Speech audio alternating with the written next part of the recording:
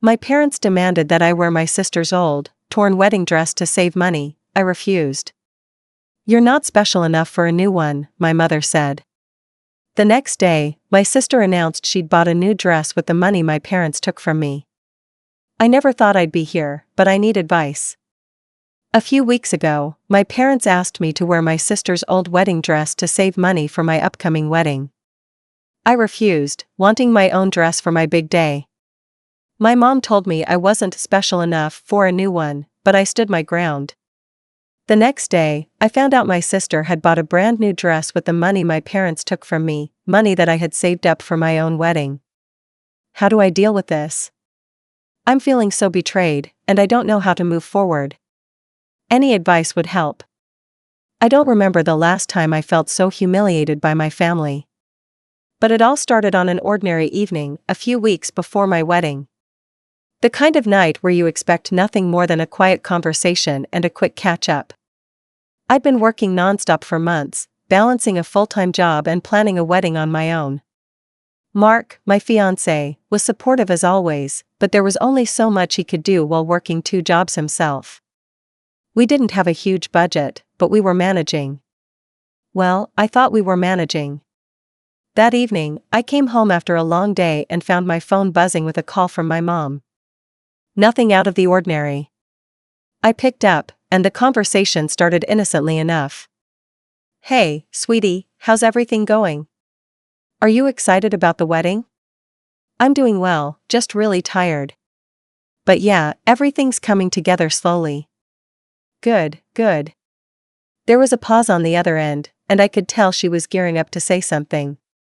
"Listen, we were talking, and we think we have a solution to help with some of the wedding costs." My stomach twisted.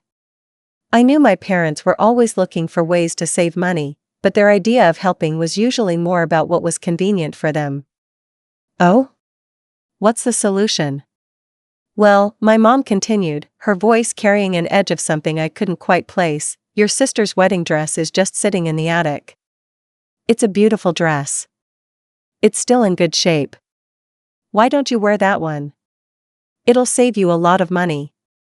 I blinked, confused. "You want me to wear Nicole's old wedding dress? The one she wore when she married Todd?"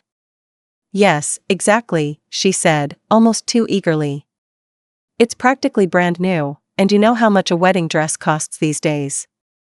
You could save thousands." I was silent for a long moment, my mind racing.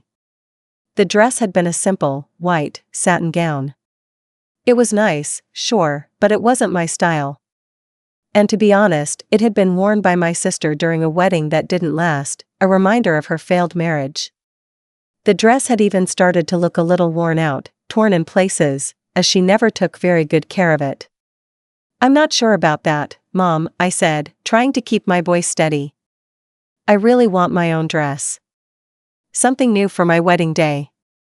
"You don't need a new dress, Rachel. Honestly, you're not special enough for one. It's just a piece of fabric. We can't justify the expense for a new dress when we already have one sitting in the attic." Her words stung. I tried to brush it off, but the comment hit harder than I cared to admit. For as long as I could remember, my parents had always compared me to Nicole, the firstborn who could do no wrong. Everything she did seemed to be celebrated, while I was constantly overlooked. "I don't think it's about being special, Mom. It's just that I want something that's mine. Something that feels right for my day. Rachel, this is practical. I'm trying to help you save money. I thought you'd be grateful." I could feel my frustration rising. "I'm not asking for much, Mom. I just want a new dress, something that belongs to me." She sighed, a sound of impatience. "I don't know why you're making a big deal out of this. It's not like you can't afford to buy something else. And anyway, you've always been so independent, haven't you?" That line hit me too, the way she said it like I was asking for charity instead of support. But I couldn't keep arguing. There was no point. My mind was already made up. "I'll think about it, okay?" I said, my voice barely above a whisper. "But I can't promise anything." The call ended with a finality that left a bitter taste in my mouth. I wanted to scream, but I just sat there, staring at my phone in disbelief. I wasn't asking for much, was I? Just a little respect. Was that too much to ask? The next day, I got an email from Nicole. It was casual, just her usual "Hey, sis, hope you're doing well" message. But it didn't take long for the tone to shift, and my stomach dropped as I read the words. So, guess what? I bought a new wedding dress. Isn't it beautiful? I'm so excited. Mom and Dad helped me with the cost. I stared at the screen, unable to breathe for a few moments. They'd given her money for a new dress, a dress she didn't need. I couldn't believe it. My parents had told me there was no way I could get a new dress. Yet, somehow, they had enough money for Nicole's. I quickly picked up the phone and called Mark, my hands trembling as I tried to explain. Mark, you won't believe this. Mom and Dad gave Nicole money for a new dress. After everything they said to me, after they told me I wasn't special enough for one, they just gave her money without asking me. There was a long pause on the other end of the line. Rachel, that's ridiculous. That's just not fair. You've been planning this for so long, and they just treat you like that? I don't know what to do. I feel so betrayed. Like I don't matter to them. Mark's voice softened. You do matter. But this isn't about you, Rachel. It's about them and their behavior. You've done nothing wrong here. They've made their choices, and you've got to stick to what feels right for you. You deserve your own day, with your own dress. That conversation didn't make me feel any better, but it did give me the strength to take action. I knew I couldn't keep pretending that everything was fine. I wasn't going to let them treat me like I didn't matter, like my wedding was just some afterthought. A few days later, I went to my parents' house to talk. I knew it was going to be difficult, but I had to stand up for myself. When I walked into their living room, my father was watching TV, his usual spot. My mother was in the kitchen, putting together a meal, the smell of garlic and rosemary filling the air. I felt the tension in my chest immediately. Mom, Dad, I began, my voice firm. We need to talk. Both of them turned, surprised by the seriousness in my tone. About what, sweetie? My father asked, a bit too casually. I took a deep breath. About the money you gave Nicole for her dress. I need to know why you didn't offer me the same support. My mom set down the spoon she'd been holding, her expression hardening. Rachel, you're being ridiculous. Nicole needed the help, and you've always been fine on your own. No, I'm not fine on my own, I said, my voice rising. I've been working myself to the bone to make sure this wedding happens. I didn't ask for much, just a little support. But instead, you gave Nicole money for a new dress, a dress she didn't even need. Well, I don't see the problem. You're fine. You don't need us to help. Nicole does. I felt the anger boil inside me, and for the first time I didn't care about holding back. This isn't about need. This is about fairness. You never once thought to help me, and now you're just handing her money without even asking me. My mother crossed her arms. Maybe you should stop acting so independent all the time, Rachel. Maybe if you weren't so stubborn, we could help you more. Stop making this about me being stubborn. It's about how you treat me. How you always have, I said, fighting back tears. I'm done trying to prove I'm worth your support. I stood there in the middle of the living room, my heart pounding. The words I had been holding back for years were finally out in the open, and I felt both liberated and broken at the same time. My mother didn't flinch. She just stared at me, her expression a mix of frustration and disbelief, like she couldn't fathom why I was so upset. You always were the dramatic one, she said after a moment, her voice cold and dismissive. Nicole and I have always been close. You're just different. I wanted to scream, to tell her how much it hurt to always feel like the second choice, the afterthought. But instead, I bit my lip and tried to hold it together. Mark had always told me to stay calm, To not let their words get to me, but it was so hard not to when they came from the people who were supposed to love me unconditionally. "I'm not different, Mom," I said through gritted teeth. "I'm your daughter. I've always been your daughter. But you've never treated me like it. You've always treated Nicole like the golden child, and I'm just the backup. You've made that clear time and time again." There was a long, painful silence. My father didn't say a word, his eyes glued to the TV like he was pretending none of this was happening. My mother's face softened for a brief moment, but only for a brief moment. Then it was gone, replaced by that all-too-familiar expression of irritation. "I don't know why you're making such a fuss over a wedding dress," my mom muttered, her voice tinged with annoyance. "It's just a dress, Rachel. The important thing is the marriage. That's what you should be focusing on. It's not just the dress, Mom. It's the principle. It's about how you've treated me my whole life. You always give Nicole what she wants, and I'm left scrambling. I'm always trying to get your approval, but I never seem to get it." My dad, still glued to the TV, let out a long sigh and turned the volume up a bit. It was like he wasn't even there, like he wasn't listening. But I couldn't stop now. I had to say what I'd been bottling up for so long. "You know, you were never there for me when I needed you. When I was younger, you were too busy with your life and Nicole's. I had to figure everything out on my own.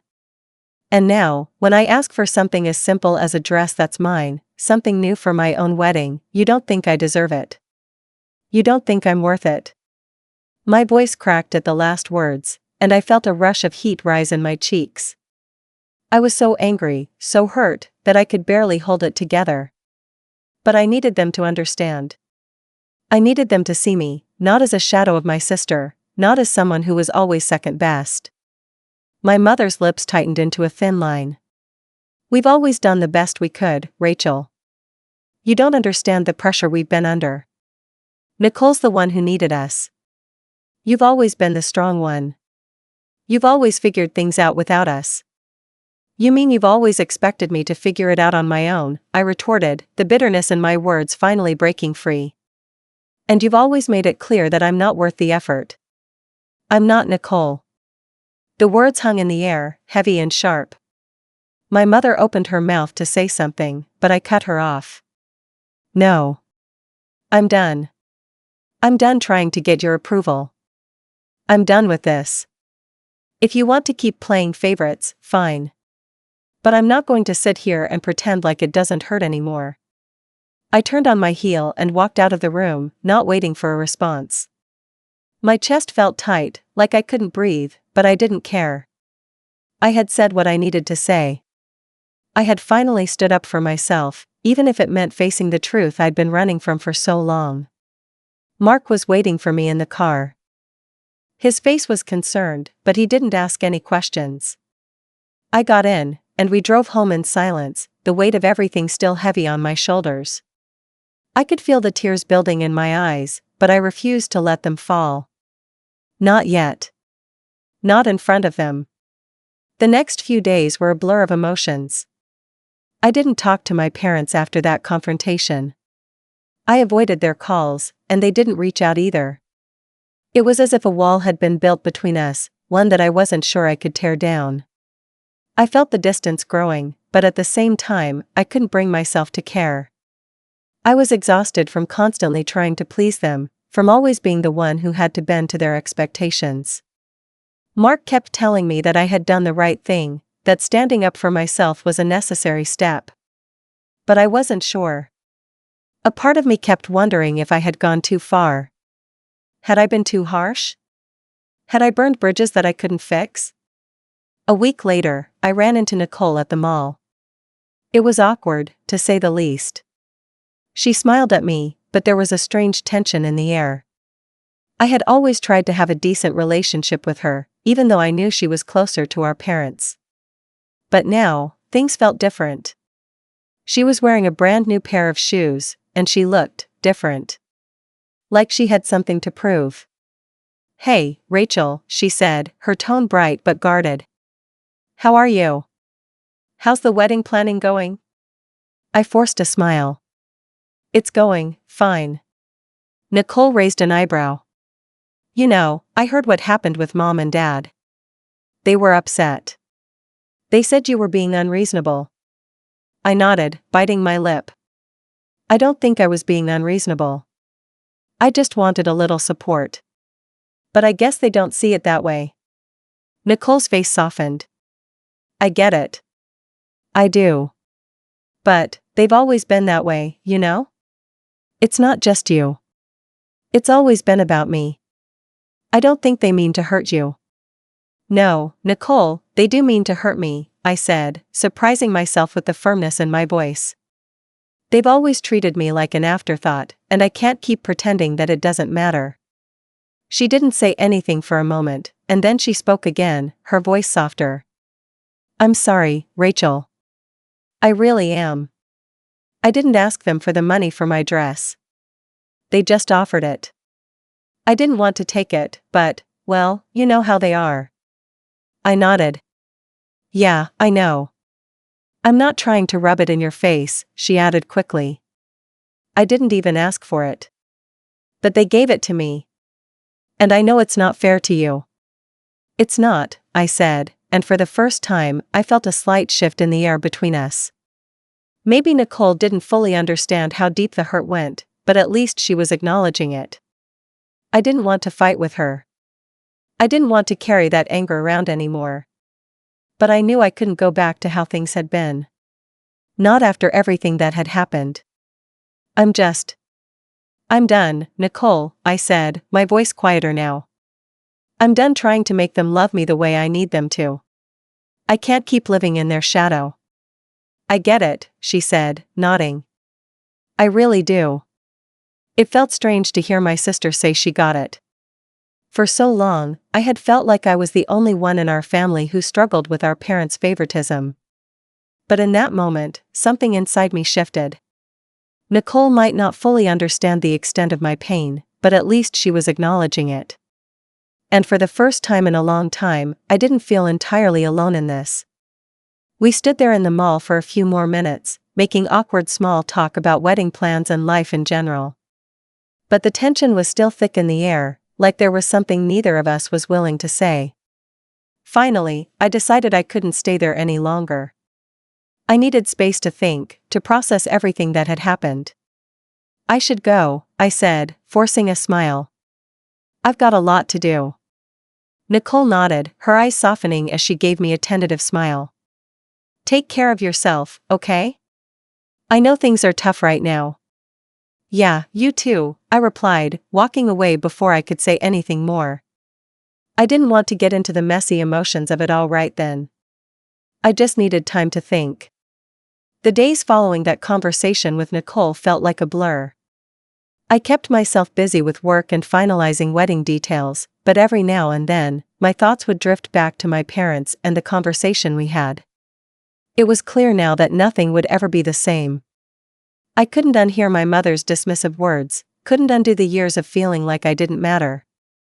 I kept replaying everything in my head, wondering if I had done the right thing by confronting them. Was there any way to fix things? Was it too late to rebuild the relationship I'd always longed for? And then, in the quiet moments, I wondered if I even wanted to. Could I keep pretending that their love was something I could earn when, in truth, it always felt conditional? Mark tried his best to be supportive, but I could see the weight of it all was wearing on him too. He didn't understand the depths of my family's dysfunction, no one outside of it could. I'd never felt comfortable talking about the endless emotional labor I'd put into trying to gain my parents' approval. It wasn't something I had ever known how to explain. Are you okay? Mark asked me one night as we sat on the couch, me curled up beside him, trying to distract myself with a movie I wasn't even watching. I don't know, I muttered, leaning my head on his shoulder. I feel like I'm losing them, but at the same time, I can't keep pretending like everything's fine. I don't know how to fix it. Mark wrapped his arm around me, pulling me close. You don't have to fix it, Rachel. You've done nothing wrong. Sometimes, people just aren't capable of giving you what you need. And that's not your fault. But it hurts so much, I whispered, my voice thick with emotion. I just want them to see me. To really see me. I know, he said softly. But you're not defined by them. You never were. You've always been strong on your own. And I love you for that. I closed my eyes, grateful for Mark's steady presence. His words were the comfort I needed, even though I still felt this gnawing ache in my chest. But maybe, just maybe, I was starting to understand that I didn't need their approval to be happy. I didn't need their validation to feel worthy. It was a difficult pill to swallow, but I was beginning to see that I was enough as I was. A few more days passed, and I hadn't heard from my parents. No phone calls, no texts, not even an email. I wasn't sure if that made things easier or harder. But it was clear that they weren't going to reach out unless I did, and at this point, I wasn't sure I was ready for that. One evening, I sat down and wrote a letter to my mom and dad. It wasn't something I'd planned to do, but the words just came pouring out as I sat at the kitchen table, staring at a blank page. The letter wasn't a plea for reconciliation, though. It wasn't about trying to fix everything in one conversation. It was more about me finally expressing everything I had kept hidden for so long.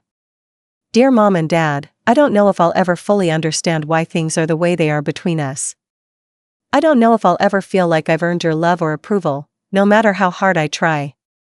But I can't keep pretending that it doesn't hurt. I can't keep pretending that the favoritism, the comparisons, and the way I've been treated my entire life don't matter. I've spent so many years chasing after a love that was always conditional, and I've lost sight of who I am in the process. I've been so focused on trying to meet your expectations that I've forgotten how to live for myself. Maybe this letter won't change anything.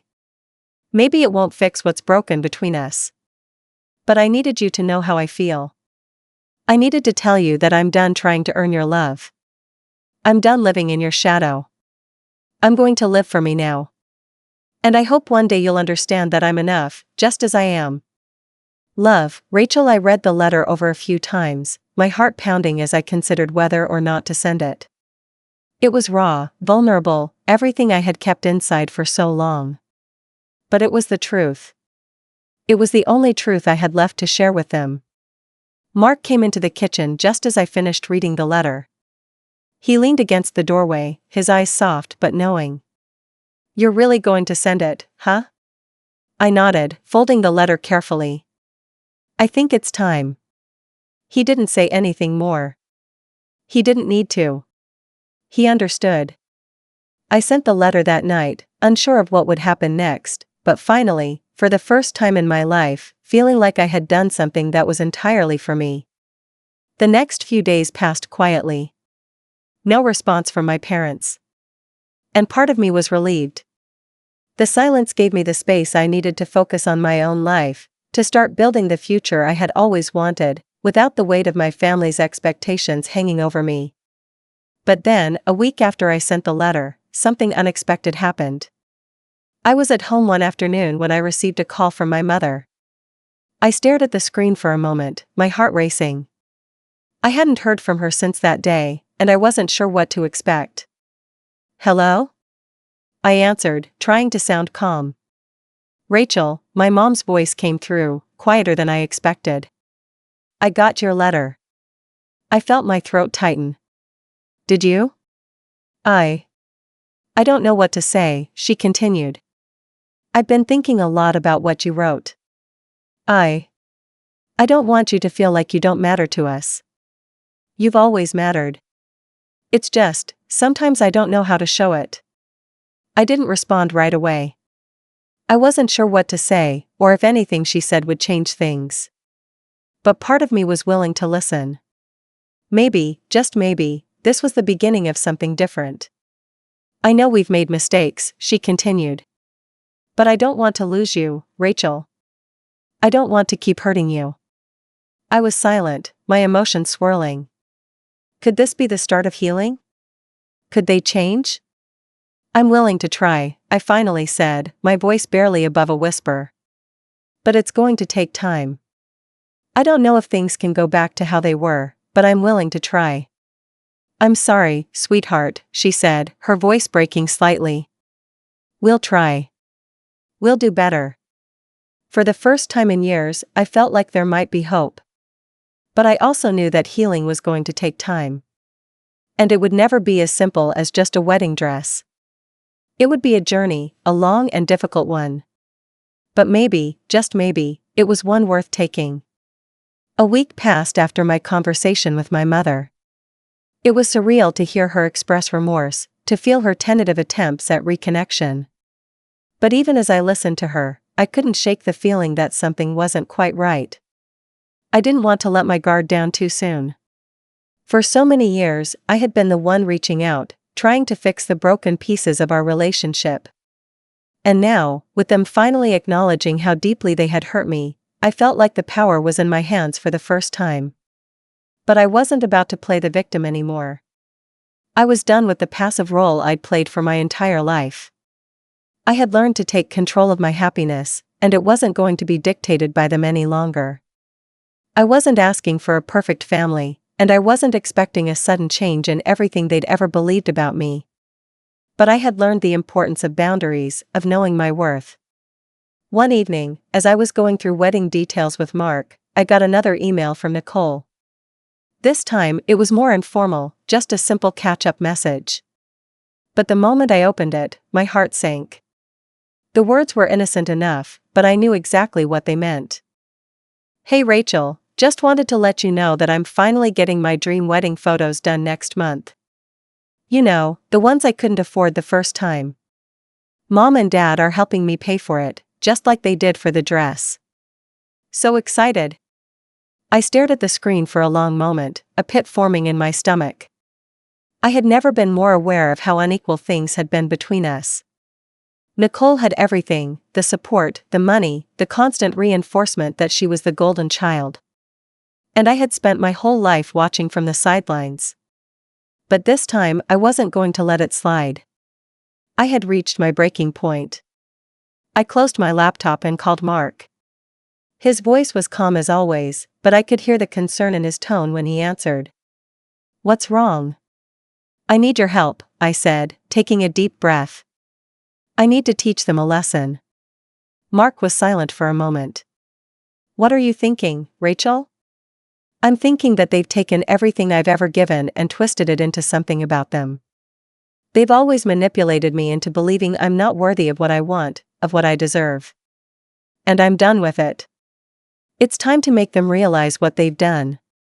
The plan was simple, but it would hit where it hurt the most, my parents' pride. They had always valued appearances, always cared so much about what others thought.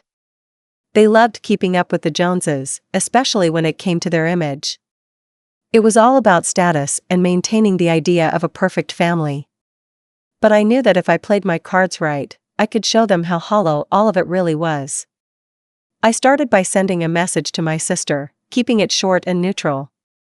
I needed her to be involved, even if she didn't know the full extent of what was going on. Nicole, I've been thinking a lot about the wedding stuff, and I wanted to let you know that I've decided to go with a simpler approach. I don't want to burden anyone with a huge celebration. Her reply came quickly, Oh? I thought you were excited about the big day? I am, but honestly, I just want to focus on the ceremony itself. No need for a big show. Maybe we can donate what's left over from the wedding budget to a charity or something. Just feels like the right thing to do. I didn't wait for her to respond immediately. Instead, I turned my attention to the next step. I wanted to control the narrative. I sent a carefully worded message to my parents, one that would rattle them without leaving room for a reasonable rebuttal. Mom, Dad, I've decided I'm going to cancel a lot of the extravagant plans I had for the wedding. I feel like all the money being spent on the dress, the venue, and everything else is unnecessary. I'd rather use that money for something more meaningful. It's important to me to live simply, and I don't want to burden you with the costs anymore. I know how much you've already done for Nicole, and I don't want to add to that. The message was a calculated move, and it wasn't long before I received a response. My mother's text came in late that evening, her tone laced with panic. Rachel, what are you talking about? We've already invested so much into your wedding. You can't just throw all of that away. We want to see you have the best day possible. It was almost laughable how quickly she turned this situation back onto herself. She wasn't concerned about what I wanted.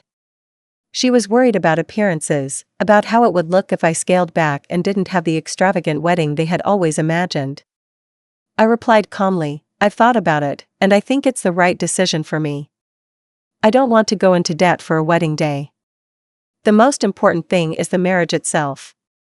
This was the moment I had been waiting for. The moment when I would take the power back from them. The message I sent was calculated, and it had the desired effect. My mother called me the next morning, frantic, and my father was no better. They couldn't stand the idea of me not following through with their vision for my wedding. "Rachel, we can't let you do this," my father's voice crackled through the phone. "You can't just throw away everything we've worked for. We've already spent so much, and your sister, well, she's expecting a big celebration, too. I'm fine with the wedding I have, Dad. You don't need to do anything else. Please, just respect my decision." And then, the explosive, "I'm already planning to put a deposit down on Nicole's second round of wedding photos. Mom and I decided it was important, and it's really going to complete the look she wants. Don't you think it's the right thing to do?" I let the silence stretch, letting the weight of his words sink in. There it was, in plain sight. The double standard. The fact that even after everything, my sister was still getting everything handed to her. And I was done being the afterthought. The next morning, I got a message from Nicole. "Rachel, are you seriously canceling everything? This is just like you. It's always about your simple life or whatever, isn't it? Mom and Dad are disappointed, you know." I didn't reply immediately. Instead, I sent a message to my parents. I knew they wouldn't be able to resist, so I waited for their reaction. And it didn't take long for them to crack. Within hours, I received another call from my mother. "We've been thinking," she said, her voice sounding shaky, "and we know we were wrong. You're right, Rachel. You deserve a wedding that's yours. If you want a simple ceremony, we'll support that. And, if you really feel it's important, we'll help you with a new dress. Nicole can wait." My heart skipped a beat, but I didn't let the rush of victory show in my voice. This was what I had wanted all along. This was the moment when they realized that I would no longer bend to their will, that I had the power to choose my own happiness. "Thank you, Mom," I said, my voice cool and collected. "But it's not about the dress or the wedding. It's about respect. I'm not doing this for them. I'm doing this for me." A few days later, as my wedding day approached, I had everything I wanted. It wasn't extravagant or over the top, but it was mine. The dress, the venue, the little details, they all reflected who I was, not who my parents or sister expected me to be. And when the day finally came, it was perfect. Not because it was flawless, but because it was mine. I married Mark, surrounded by people who truly cared about me, and it felt like I had finally broken free from the chains that had bound me for so long. The best part? My parents had tried to make up for everything by offering to foot the bill for the new dress, but I politely refused. I had already made my peace with the way they had treated me. They didn't deserve to buy my happiness with their late attempts at redemption. I wasn't interested in their apologies anymore. I was just happy to finally be free. And in the end, that was all the revenge I needed.